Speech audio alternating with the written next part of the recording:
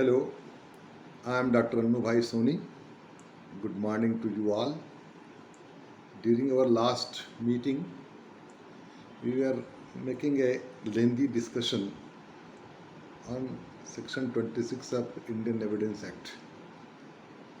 Now today, I am going to connect you with one more very important section of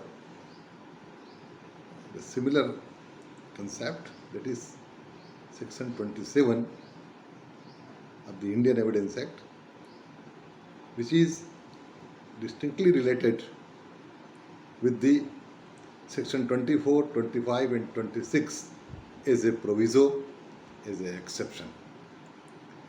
Let us try to understand what is the provisions, what is the concept, what is the gist of the Section 27, a very important and significant section of Indian Evidence Act. पिछले हमारी जो बातचीत थी वो धारा 26 भारतीय साक्ष्य अधिनियम पर थी और उसमें हमने बड़े विस्तार से चर्चा की थी कि किस तरह से पुलिस अभिरक्षा में और उसके पहले धारा 25 से पुलिस के समक्ष की गई संस्वीकृति साक्ष्य में ग्राह्य नहीं होती जब तक कि वो मजिस्ट्रेट की साक्षात उपस्थिति में न किया जाए। आज हम उसी कड़ी को थोड़ा आगे बढ़ाते हुए एक बहुत ही महत्वपूर्ण धारा पर चर्चा करने जा रहे हैं। मेरा मानना है कि वो आपके लिए बड़ी उपयोगी और ज्ञानवर्धक सिद्ध होगी, भले आप स्टूडेंट हो ना हो। यदि आप पुलिस अधिकारी हैं, यदि आप एडवोकेट हैं, यदि आप प्रोफेसर हैं, यदि आप विद्यार्थी हैं, हर लिहाज से वो आपके लिए उपयोगी सिद्ध होगी, ऐसा मेरा मानना है। चलिए इस पर चर्चा शुरू करते हैं कि धारा 27 क्या है। धारा 27 को यदि आप पढ़ना शुरू करें तो वो शुरू होती है, जो मूल उसकी धारा है कहाँ से शुरू होती है देखिए, provided that when it is deposed or it is established also that a certain new fact has been found or discovered by the police on the basis of information received from accused under police custody, then so much part of the such information, whether it amounts is to confession or not, shall be or may be proved before the honorable court as evidence, which is distinctly related to the fact which is newly found or which is discovered by the police. फिर से एक बार इसको देखें कि how much information given by the accused who is under police custody and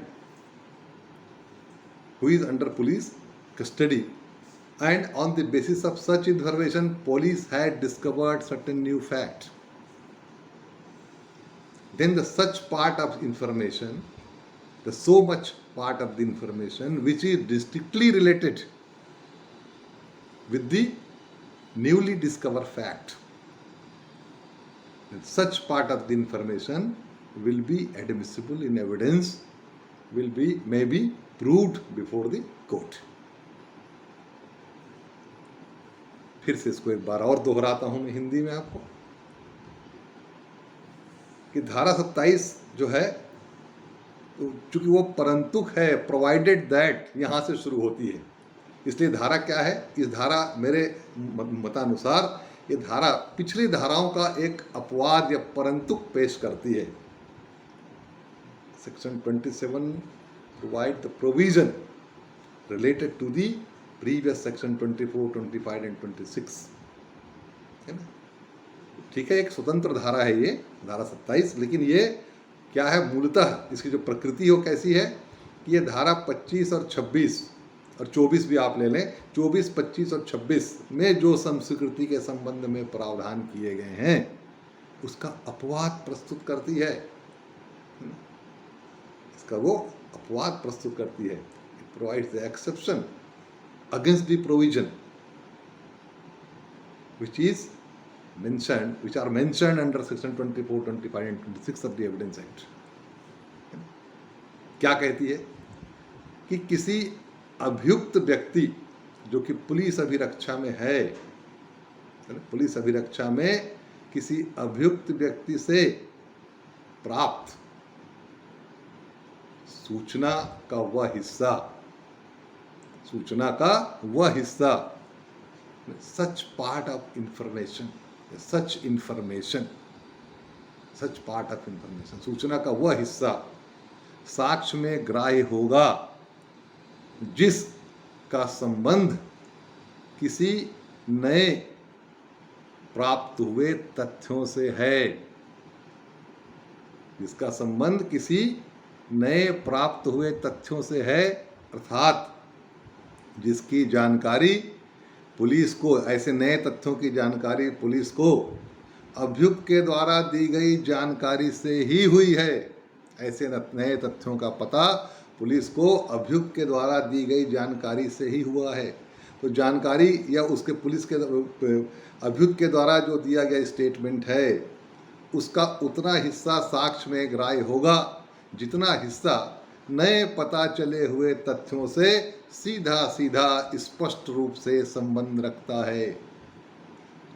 Such part of the information may be proved shall be admissible in evidence which is distinctly related with the newly discovered fact. नए पता चले हुए तथ्यों से जिसका सीधा संबंध है उतना हिस्सा अभियुक्त के द्वारा दी गई जानकारी का, बयान का उतना हिस्सा साक्ष्य में ग्राह्य होगा. किसके विरुद्ध? अभियुक्त के विरुद्ध. कि भाई इसमें देखिए धारा 24, 25 और 26 स्पष्ट रूप से मना करती है कि पुलिस अभिरक्षा में या पुलिस के समक्ष की गई संस्वीकृति या अभियुक्त द्वारा दी गई कोई सूचना साक्ष्य में ग्राह्य नहीं होगी. इसी का अपवाद है कि यदि अभियुक्त ने कोई अपनी संस्वीकृति के अंतर्गत या किसी अन्य स्टेटमेंट के अंदर, जरूरी नहीं को संस्वीकृति के फॉर्म में हो, है ना, ये ध्यान रखेंगे. धारा 27 के अंतर्गत सूचना का अर्थ वो संस्वीकृति का भी हिस्सा हो सकता है. It may be part of the confession और it may be independent information, है ना. तो यदि अभियुक्त ने कोई संस्वीकृति पुलिस के समक्ष की है या पुलिस के अभिरक्षा में की है और ऐसी संस्वीकृति का एक हिस्सा ऐसा है जिससे पुलिस को किसी नए तथ्य का पता चला है जो उसको पहले से नहीं था, तो अभियुक्त के स्टेटमेंट का, अभियुक्त के द्वारा दी गई सूचना का उतना हिस्सा साक्ष्य में ग्राह्य होगा, सुसंगत होगा जितना कि नया पता चले हुए तथ्य से स्पष्ट रूप से संबंधित है. Distinctly, clearly related, undoubtedly related with the newly discover fact. ये अपवाद है ना. वरना हम तो ये मान के चलते हैं कि भाई पुलिस के सामने आप कोई भी बयान देंगे, चाहे वो संस्वीकृति का हो, चाहे उससे संबंधित हो, उसका कोई महत्व नहीं है, वो साक्ष्य में ग्राह्य नहीं होगा. ये अपन ने धारा 24, 25 और 26 में इसको अपन ने स्पेसिफिकली पढ़ा है. 25 कहती है पुलिस से समझ की गई संस्वीकृति साक्ष्य में ग्राह्य नहीं है ना.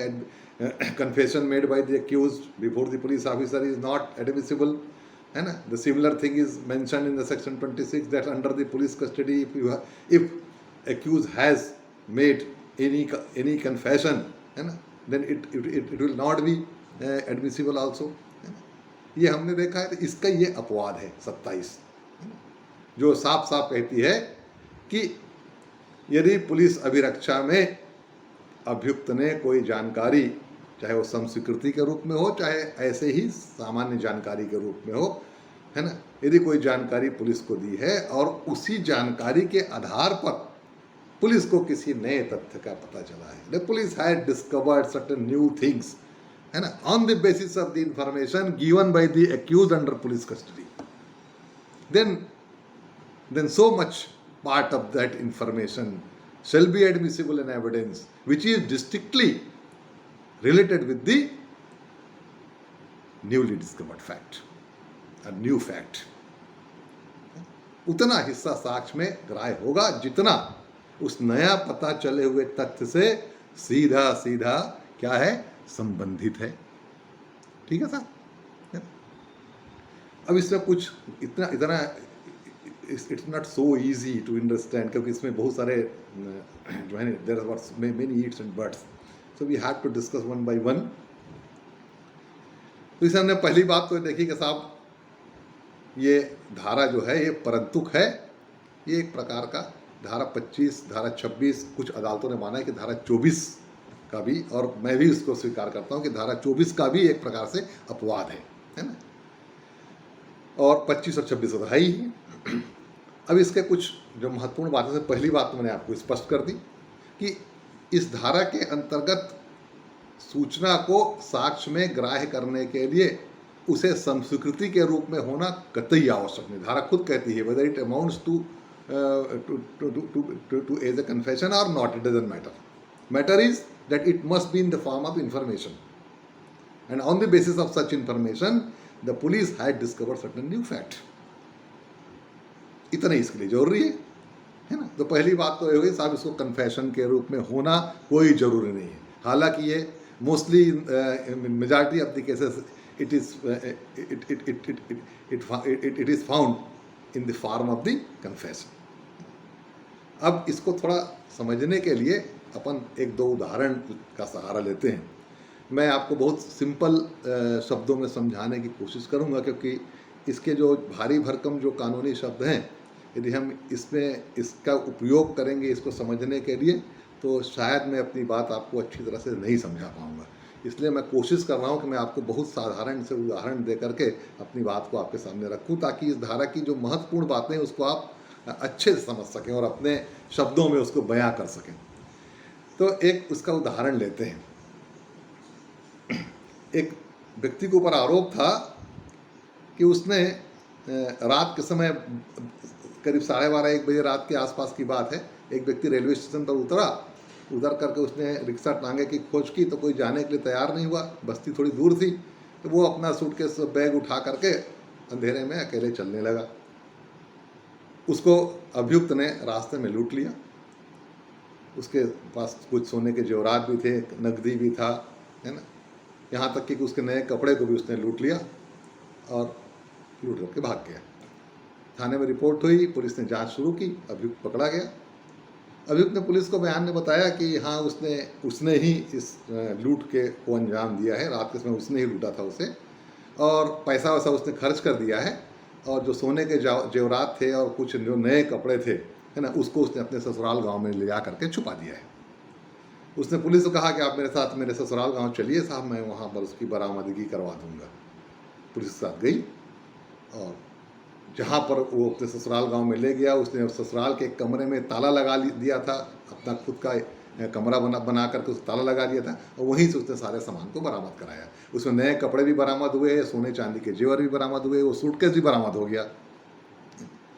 अब देखिए, अब उसका बयान क्या था, उसको शुरू से आप देखिए। उसने पुलिस को क्या बयान दिया था कि साहब मैंने ही उस दिन रात को 1:30 बजे के आसपास इस राहगीर को, इस यात्री को रेलवे स्टेशन से बाहर, है ना, अकेला देख करके लूटा था।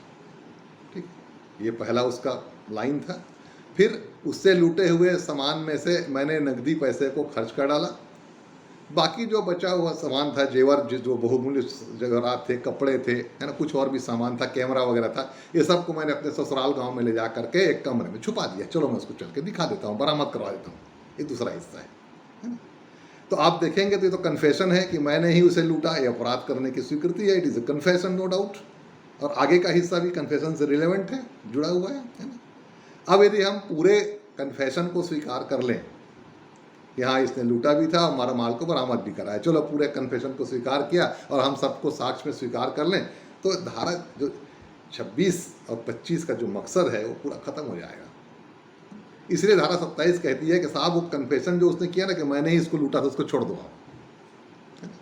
It is under the control of the section 25 and 26, है ना, इसको छोड़ दीजिए।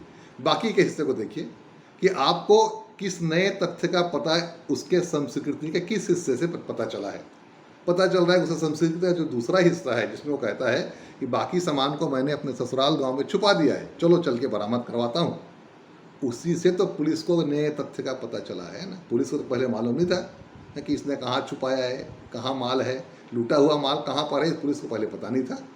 पुलिस को इसी अभियुक्त के इन्फॉर्मेशन से, उसी संस्कृति के दूसरे हिस्से से या उसी के हिस्से से पुलिस को पता चला कि भाई इसने सोने चांदी के जेवर को, कैमरा को, नए कपड़े को अपने ससुराल गांव में ले जाके कमरे में छुपाया है। वहीं से पुलिस ने उसको बरामद भी किया। तो अभियुक्त की संस्कृति का वो हिस्सा, उसके इन्फॉर्मेशन का वो हिस्सा जो सीधे सीधे इस नए तथ्य से संबंधित है। नए तथ्य कौन से? कि पुलिस को पहली बार इस तथ्य का पता चला कि उसने सामान को अपने ससुराल के गांव में छुपाया है। ये जो नया तथ्य पुलिस को पता चला, किससे? अभियुक्त के द्वारा उस जानकारी, दी गई जानकारी से कि हाँ मैंने ही उसको छुपाया है। बस इतनी जानकारी का इतना ही हिस्सा साक्ष्य में ग्राह्य होगा। धारा 27 ये कहती है। वो पूरी संस्कृति ग्राह्य नहीं होगी कि मैंने ही अभियुक्त को लूटा है, नहीं, ये ग्राह्य नहीं होगी। ग्राह्य क्या होगी कि अभियुक्त की जानकारी के मुताबिक, अभियुक्त के द्वारा दी गई जानकारी के मुताबिक, अभियुक्त द्वारा दी गई सूचना के आधार पर पुलिस को इन सामानों की जानकारी हुई। ये पता चला नया तथ्य कि इस प्रकार से लूटा गया जो सामान है यहाँ पर है। मतलब अभियुक्त की जानकारी और ज्ञान में कोई जेवरात, कैमरा और कपड़े हैं। यह साक्ष्य में ग्राह्य होगा। ठीक है। और वो भी कब? जब पुलिस का अन्वेषण अधिकारी ये इस्टेब्लिश करेगा कि अभियुक्त के द्वारा दी गई सूचना के आधार पर ही ये कार्रवाई की गई। तो देखिए, अब धारा 27 को अब इसमें जोड़ के देखते हैं। तो धारा 27 सिर्फ इतना कहती है कि आपको उसने और क्या क्या बताया उससे कोई मतलब नहीं। मैंने मारा, मैंने लूटा, मैंने किया, ये सब कोई काम का नहीं है, क्योंकि धारा 26 के अंतर्गत, 25 के अंतर्गत साक्ष्य में ग्राह्य नहीं है। तो क्या ग्राह्य है? ग्राह्य इतना ही है कि उसने आपको एक इन्फॉर्मेशन और भी दिया संस्कृति के साथ। क्या दिया? कि साहब मैंने इस सामान को अपने ससुराल गांव में छुपा के रखा है। ये जानकारी नई जानकारी थी जो पुलिस को मालूम नहीं थी, और इसी जानकारी के आधार पर पुलिस ने आगे कार्रवाई की। तो उसके द्वारा दिए गए स्टेटमेंट का यही हिस्सा साक्ष्य में ग्राह्य होगा, जिससे पुलिस को नए तथ्य का पता चला है। बाकी चीज़ें ग्राह्य नहीं होगी। ठीक। ऐसे ही एक केस में अभियुक्त ने बताया कि उसने ही जंगल में ले जा करके अपनी औरत को कुदाली से मारा है, और मारने के बाद कुदाली को और डेड बॉडी को पहाड़ के खो में छुपा दिया है। उसी ने कहा चलो मैं चल करके दोनों को बरामद कराता हूँ, दिखा देता हूँ कहाँ पर है। पुलिस गई, खो से बरामद किया है। तो अब अभियुक्त ने तो सब पूरी बातें बताई है कि साहब मैंने ही उसको मारा है। ये तो संस्कृति है, लेकिन ये साक्ष्य में ग्राह्य नहीं है, क्योंकि ये धारा 25 और 26 से गवर्न होगी। तो ग्राह्य क्या है? धारा 27 के अपवाद के अंतर्गत ग्राह्य है कि उसी के निशानदेही पर, उसी की सूचना पर पुलिस ने डेड बॉडी को और कुदाली को बरामद किया। इतना ही साक्ष्य में ग्राह्य है कि on the basis of the information given by the accused the new fact has been search और has been discovered by the police. इतना ही हिस्सा साक्ष्य में ग्राह्य होगा कि साहब इसी के बताने पर ये बरामदगी हुई है। ये धारा 27 कहती है, क्योंकि अभियुक्त के द्वारा दिए गए स्टेटमेंट और जानकारी का जो ये हिस्सा है वो सीधे सीधे बरामदगी से, नए तथ्य की जानकारी से जुड़ा है। यदि ये सूचना अभियुक्त नहीं देता तो हम इस तथ्य का पता नहीं पाते, है ना। इसी ने बताया तो पाए। तो इसकी जो जानकारी स्पष्ट रूप से नए तथ्यों के पता चलने से जितना संबंधित है उतना साक्ष्य में ग्राह्य होगा। असल में कानून की मंशा सत्य को जानने की होती है। जब अभियुक्त के द्वारा ही दी गई जानकारी के आधार पर किसी नए तथ्य का पता चला है तो फिर उसके सत्य होने में कोई संशय नहीं रह जाता, है ना। फिर वो चाहे पुलिस ने उस पर दबाव डाल के उसको पूछा हो, है ना, पुलिस के किसी भी प्रक्रिया से गुजर करके वो जानकारी हासिल हुई हो, उससे कोई ज़्यादा अंतर नहीं पड़ता, है ना।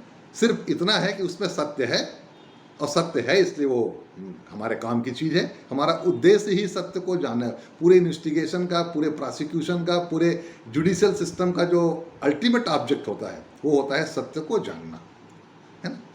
अब सत्य को आपने कैसे जाना? इसी के बताने पर जाना। तो फिर वो कैसे बताया ये महत्वपूर्ण नहीं है, उसने बताया और हमने जाना, इसलिए हमारे काम का है, इट इज़ एडमिसिबल। ये इस धारा 27 की ये मंशा है। ठीक है। इसके संबंध में एक मुकदमे का मैं आपको वर्णन करता हूँ, जो लाख एक विद्यार्थी और जितने हमारे लर्नेड एडवोकेट्स हैं और जो लीगल एक्सपर्ट हैं वो लगभग जानते हैं उस मामले के बारे में, कोई नई बात नहीं बता रहा हूँ, लेकिन चूंकि यहाँ पर संदर्भ उसी का देना अच्छा होगा। पुलकुरी कोटैया वर्सेस किंग एम्परर का मामला प्रिवी काउंसिल में, बहुत बढ़िया मामला। इसमें कुछ लोगों ने दूसरे लोगों को मारा था, हत्या और बलवा का केस था ये, भाले का प्रयोग किया गया था।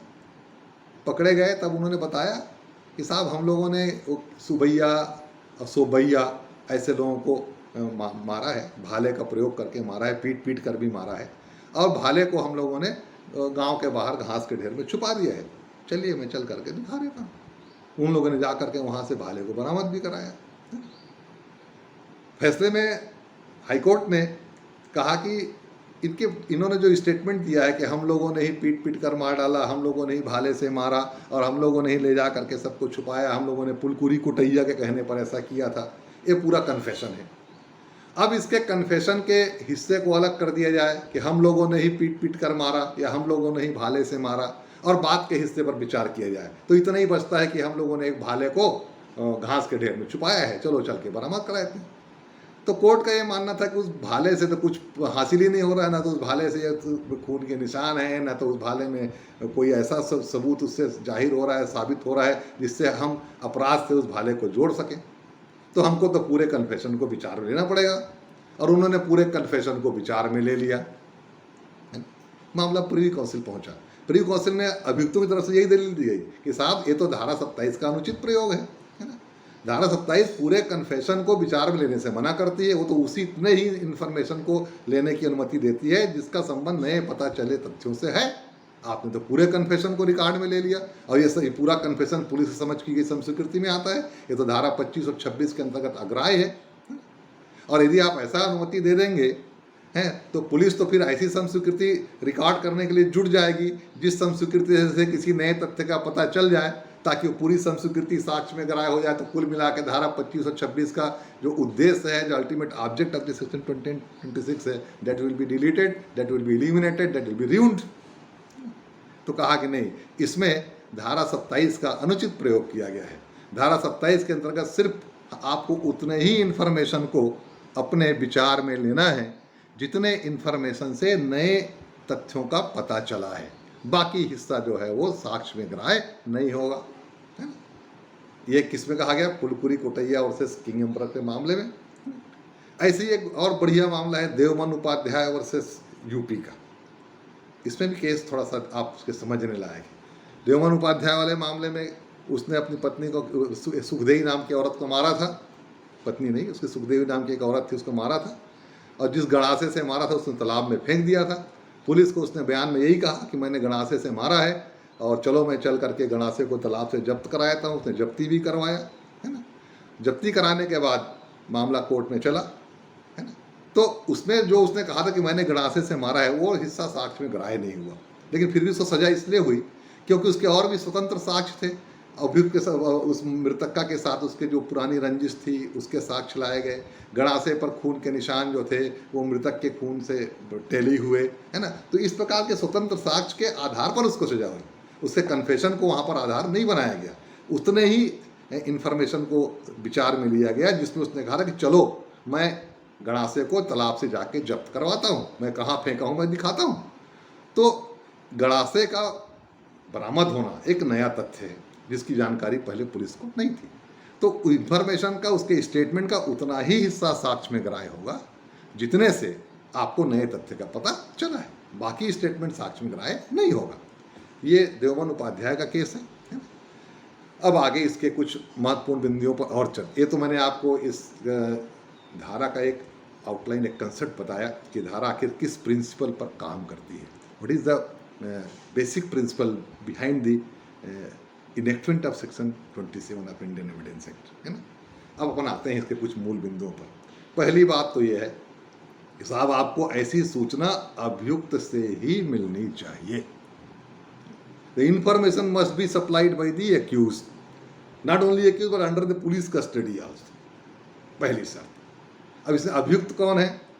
तो अभियुक्त वो व्यक्ति नहीं है, अभियुक्त जो है वो व्यक्ति नहीं है जो अदालत के सामने ही खड़ा है, जरूरी नहीं है।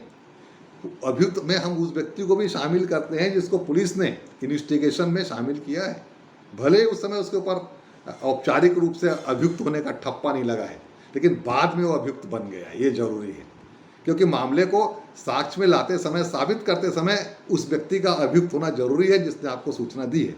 यदि वो बाद में अभियुक्त नहीं बनता तो फिर वो उसका जो साक्ष्य, जो उसने इन्फॉर्मेशन दिया, वो अन्य धाराओं में सुसंगत होगा, लेकिन इसमें नहीं आएगा वो। इसके लिए जरूरी है कि जिस समय उसने सूचना दी है उस समय भले वो अभियुक्त ना रहा हो, औपचारिक रूप से ऑफिशियली वो एक्यूज ना रहा हो, लेकिन बाद में इस इंफॉर्मेशन को कोर्ट में साबित करते समय वो अभियुक्त बन गया हो।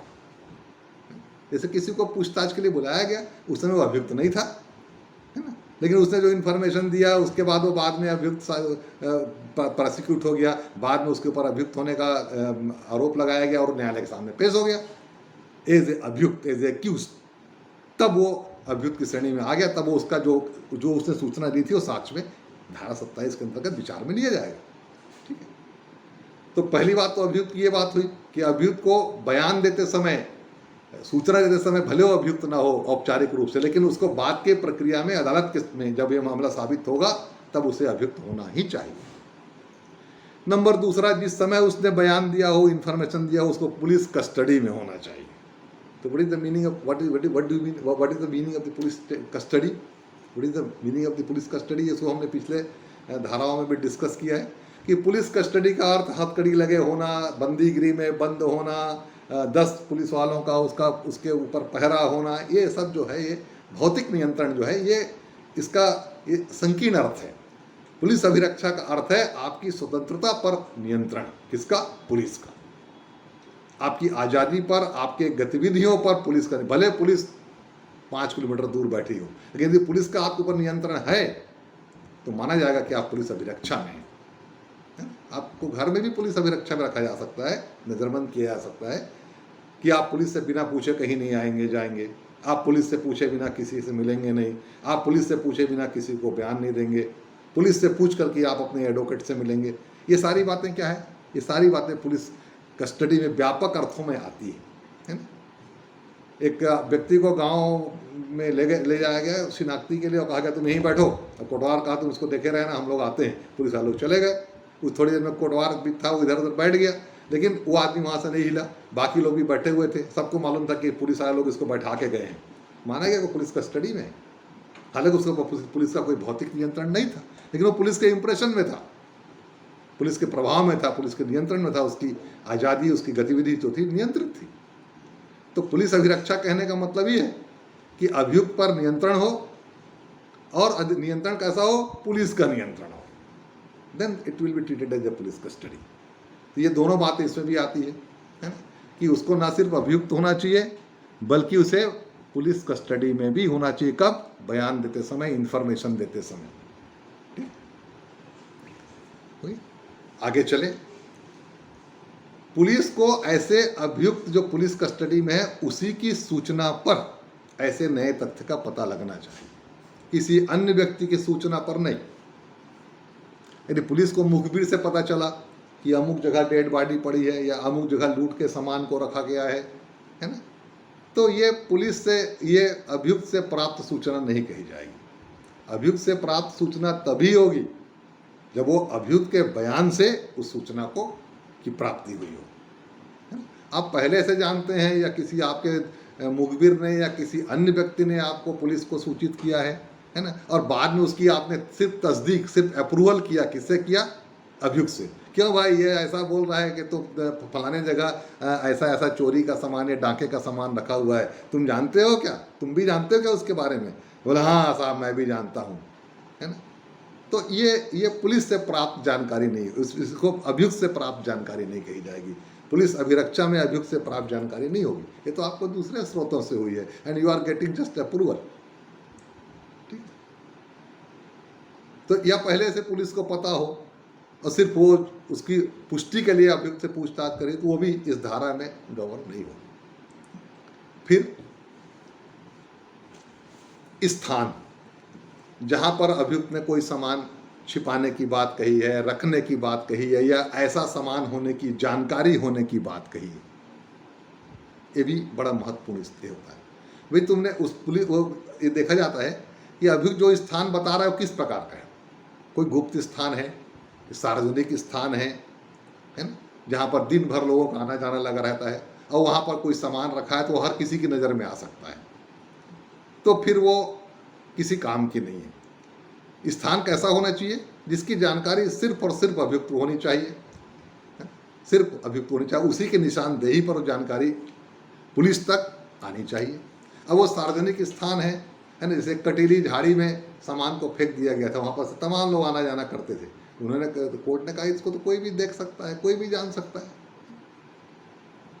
तो ये ऐसा नहीं कहा जाए कि अभियुक्त की निशानदेही पर ही वो सामान वहाँ से बरामद हुआ, क्योंकि वो सार्वजनिक स्थान है। लेकिन सार्वजनिक जैसे बस स्टैंड है, रेलवे स्टेशन है, बाजार है ना, कोई सार्वजनिक स्कूल कॉलेज का स्थान है ना, जहाँ पर दिन भर लोगों का ट्रैफिक है, आना जाना लगा रहता है, वहाँ पर ये कहना कि ये तो साहब हम इसके निशानदेही पर, इसके सूचना पर ही हम उसको पाएँ, हास्यास्पद होगा। अरे तमाम लोग वहाँ से आ जा रहे हैं, कितने लोगों ने उसको देखा नहीं होगा, है ना। हाँ, लेकिन कोई जगह ऐसी है, सार्वजनिक स्थान होने के बावजूद भी कोई जगह ऐसी है जिसकी जानकारी सिर्फ और सिर्फ अभियुक्त को है, दूसरे को हो भी नहीं सकती। बहुत सारी जगह ऐसी होती है ना, जहाँ की जानकारी सिर्फ अभियुक्त को है, तब फिर वो काम की चीज़ है, फिर उसको विचार में लिया जा सकता है। अब एक और बात जो बहुत महत्वपूर्ण है, नया पता चला हुआ तथ्य, नया पता चला हुआ तथ्य और बरामद हुई वस्तु, दोनों को कभी एक नहीं मानना चाहिए। समझ रहे हैं ना, मैं थोड़ा और समझाने की कोशिश करता हूं आपको। नया पता चला हुआ तथ्य और वहां से प्राप्त की गई या जब्त की गई या बरामद की गई वस्तु, दोनों का अर्थ एक नहीं होता। ऐसे कई बार अभियुक्त की सूचना पर जब पुलिस खोज के लिए जाती है तो वहां कुछ नहीं मिलता, कैसे करेंगे अब आप।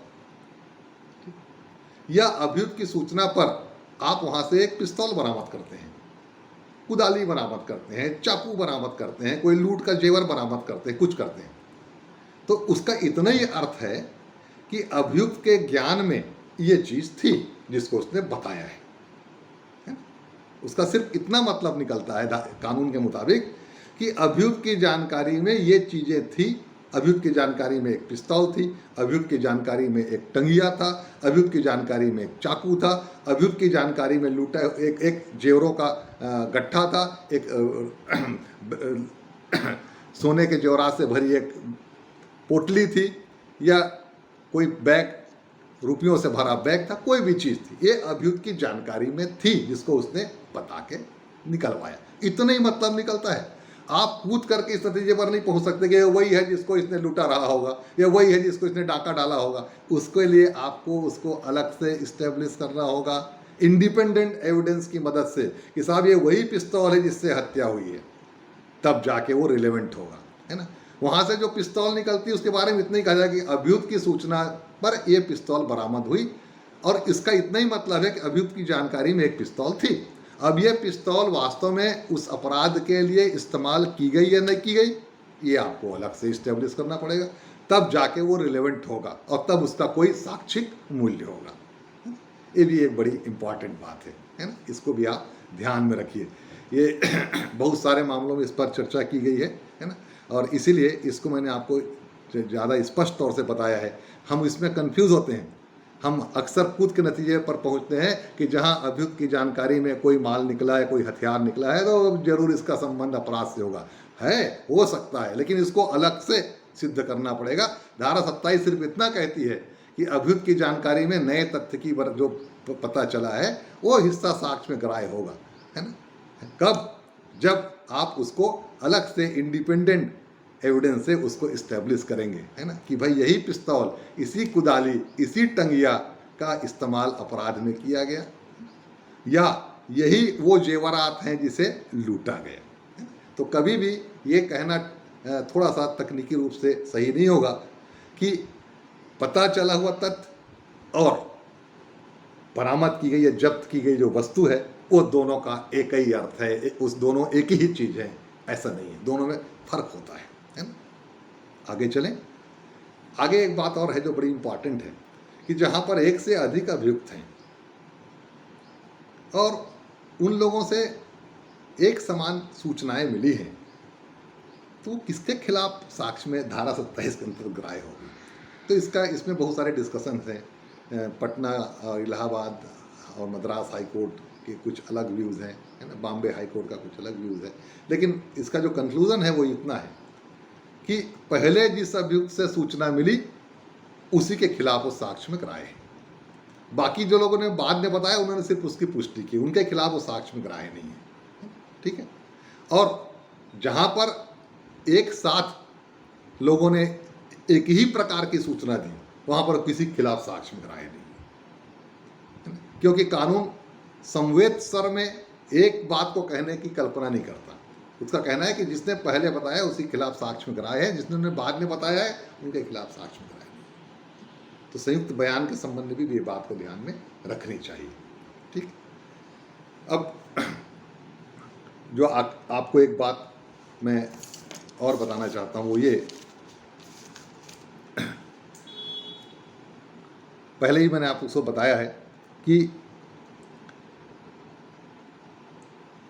जरूरी नहीं है कि ये इन्फॉर्मेशन कन्फेशन के फॉर्म में हो। वैसे most of the cases it is found in the form of confession, लेकिन नहीं, जरूरी नहीं कि कन्फेशन के फॉर्म में हो। वो इन्फॉर्मेशन किसी भी फॉर्म में हो सकता है, बस वो इन्फॉर्मेशन के फॉर्म में होना चाहिए। It may B ordinary statement, it may B confession also. तो ये हमने जो जितनी बिंदुओं पर आपसे चर्चा की उसको इस धारा 27 के संदर्भों में आप बड़े महत्वपूर्ण बिंदु के रूप में स्वीकार करें और इस पर चर्चा करते समय इन बातों का ध्यान रखें कि ये जो धारा है, ये धारा मूलतः एक प्रकार से परंतुक की धारा है। मतलब ये एक प्रकार से अपवाद प्रस्तुत करती है ना। क्या करती है? एक अपवाद प्रस्तुत करती है। किसकी? धारा 24 की, धारा 25 की और धारा 26 की। 24 की कैसे? भाई 24 में ये लिखा हुआ है कि यदि किसी इंड्यूसमेंट, किसी प्रॉमिस या किसी थ्रेट के अंतर्गत कोई कन्फेशन अभियुक्त ने किया है, if any confession has been made by the accused under the influence of promise, inducement और threatening, then such confession will not be admissible, shall not be admissible as a evidence. अब धारा 27 में आप उसको अध्ययन करके देखें तो यदि थ्रेटनिंग या इंड्यूसमेंट या प्रॉमिस के अंतर्गत भी कोई इंफॉर्मेशन अभियुक्त ने दिया है, किसमें? पुलिस कस्टडी में, और उससे किसी नए तथ्य का पता चला है, तो धारा 27 कहती है वो भी साक्ष्य में ग्राह्य है, क्योंकि उसका कानून का अल्टीमेट ऑब्जेक्ट सत्य का पता लगाना है। अब यदि अपन इसको धारा 24 का अपवाद नहीं मानेंगे तो इसका अर्थ क्या होगा? इसका अर्थ ये होगा कि ये सिर्फ धारा 25 और 26 का ही अपवाद है। कुछ अदालतों ने, माननीय उच्च न्यायालयों ने ये भी कहा है कि ये धारा सिर्फ 25 और 26 का अपवाद है। एक उच्च न्यायालय ने तो कह दिया था, माननीय सुप्रीम कोर्ट ने भी एक मामले में कहा था कि ये सिर्फ 26 का, उदय वाहन के मामले में माननीय सुप्रीम कोर्ट ने कहा था कि ये सिर्फ धारा 26 का अपवाद है। लेकिन आप एक ओवरऑल स्टडी करेंगे, एक कंप्लीट स्टडी करेंगे तो आप पाएंगे कि ये धारा 27 तीनों धाराओं को प्रोवाइड करती है, धारा 24 को भी, धारा 25 को भी और धारा 26 को भी। तो ये आज हमारी जो चर्चा हुई, ये धारा 27 पर, ये बड़ी महत्वपूर्ण चर्चा है। और इसके साथ ही ये कन्फेशन का जो हमारा एक लेक्चर सीरीज जो चल रहा था, जो आपके साथ चर्चा चल रही थी, ये इसकी आखिरी कड़ी है। इसके बाद अपन एविडेंस एक्ट पर ही जो है अगली चर्चा में शामिल होंगे, और वो चर्चा होगी डाइंग डिक्लेरेशन पर, under section 32(1) of the Indian Evidence Act, the dying declaration, मृत्युकालीन घोषणा। Thank you for patience hearing. आपने मेरी बातों को गौर से सुना, और मेरा आपसे निवेदन है कि इन बातों को सुनने के बाद आप थोड़ा इस पर मनन करें। मनन करके यदि आवश्यक समझें तो मुझे कमेंट में इस बात की चर्चा भी करें कि इसमें कहाँ पर त्रुटि हो रही है, यहाँ पर कौन सी बात छूट रही है। जैसे मेरे एक विद्वान प्राध्यापक जो हैं राजनीति शास्त्र के, प्रोफेसर हेमचंद पांडे, उन्होंने पिछली वीडियो को देखने के बाद मुझसे चर्चा की और कहा कि सोनी जी, मजिस्ट्रेट की साक्षात उपस्थिति के थोड़े से मायने अब बदल गए हैं। धारा 26 के अर्थों में मजिस्ट्रेट की साक्षात उपस्थिति यदि आजकल ऑनलाइन हो रही है, वीडियो कॉन्फ्रेंसिंग के जरिए हो रही है, तो उसका क्या इफेक्ट होगा, इसकी भी चर्चा होनी चाहिए। तो मेरा इस संबंध में आपसे निवेदन है कि मजिस्ट्रेट की साक्षात उपस्थिति अब वर्चुअल, यदि एक्चुअल नहीं होकर के वर्चुअल हो रही है, वीडियो कॉन्फ्रेंसिंग के माध्यम से हो रही है, तो यदि उसमें कोई टेक्निकल फ्लॉ नहीं है ना, और पूरी तरह से उसको सिद्ध किया जा सकता है कि जो मजिस्ट्रेट थे, जो उसकी साक्षात उपस्थिति वर्चुअल थी, ऑनलाइन थी, वीडियो कॉन्फ्रेंस के माध्यम थी, और वो अभियुक्त को के बयान को रिकॉर्ड पूरी तरह से कर रहे थे, सारी सावधानियां बरती गई, कहीं पर भी कोई कम्युनिकेशन गैप नहीं था, कहीं पर भी इंटरेक्शन में कोई बाधा नहीं थी, तो मेरा व्यक्तिगत रूप से मानना है कि उसमें किसी प्रकार की कोई कानूनी अड़चन नहीं है। और भी इस संबंध में जो कानूनी पहलुओं पर मैं और जो एक्सपर्ट्स हैं उनसे चर्चा करने के बाद भी इस पर कोई कंक्रीट और फाइनल अपना कंक्लूज़न मैं आपको बताऊंगा। एक निवेदन और भी आपसे, कुछ लोगों ने मुझे ये भी कहा है कि जो सिलेबस ओरिएंटेड जो चर्चा होती है आपके वीडियो में, जो लॉ के विद्यार्थी हैं या जो एडवोकेट्स हैं उनसे संबंधित विषयों पर चर्चा आप करते हैं, कुछ ऐसी चर्चा भी इसमें शामिल होनी चाहिए जो आम लोगों के जीवन से जुड़ी हुई हैं, जो आम लोग अपने प्रति दैनंदिनी जो डेली लाइफ है, जो रूटीन लाइफ है, उसमें जिस कानून का से वो रूबरू होते हैं, जैसे मोटर व्हीकल एक्ट का कानून है, उससे आप रोज़ के रोज़ रूबरू होते हैं, है ना। और भी रेवेन्यू से संबंधित जो कानून है उनसे जो एक कॉमन मैन है, जो आम आदमी है, रोज़ के रोज़ रूबरू होता है, इसके संबंध में उसको अवेयरनेस है भी और कुछ बहुत हद तक अवेयरनेस नहीं भी है। तो क्या ऐसे कानून पर भी चर्चा करना उचित नहीं होगा? तो मैंने उनके आग्रह पर विचार किया है, और मैं ये आप पर छोड़ता हूँ कि आप उसमें किस प्रकार के, किस विषय पर या किस पर्टिकुलरली किस कानून पर, किस रूल्स पर, किस रेगुलेशन पर चर्चा चाहते हैं, इसकी सूचना मुझको कमेंट बॉक्स में दें, ताकि अपन अगले वीडियो में इसका विस्तार कर सकें। ये जो हमारी जो चर्चा सिलेबस ओरिएंटेड जो चर्चा चल रही है विद्यार्थियों के लिए, अधिवक्ताओं के लिए और कम्पिटिटिव एग्जामिनेशन से अपीयर होने वाले विद्यार्थियों के लिए चलती रहेगी, लेकिन जो नया आग्रह, जो एक नया सजेशन आया है, उस पर विचार करते हुए हम कुछ शॉर्ट टर्म वीडियो भी तैयार करेंगे, जिसमें हम इस प्रकार के छोटे छोटे कानून पर के संबंध में आपसे चर्चा करेंगे, जानकारी देंगे। जैसे मोटर व्हीकल एक्ट हो गया है ना, और भी जो रेवेन्यू से संबंधित जो कानून है वो हैं, है ना, FIR के संबंध में है ना, ये जो आम लोगों की जो रोज़मर्रा की ज़िंदगी में जो कानून उनके साथ जो उनको रूबरू होना पड़ता है उन कानून के साथ, उस पर भी हम अवेयरनेस के लिए आपसे जुड़ते रहेंगे। तो आप ज़रूर इस संबंध में अपने विचारों से मुझे अवगत कराएंगे। धन्यवाद, बहुत बहुत नमस्कार।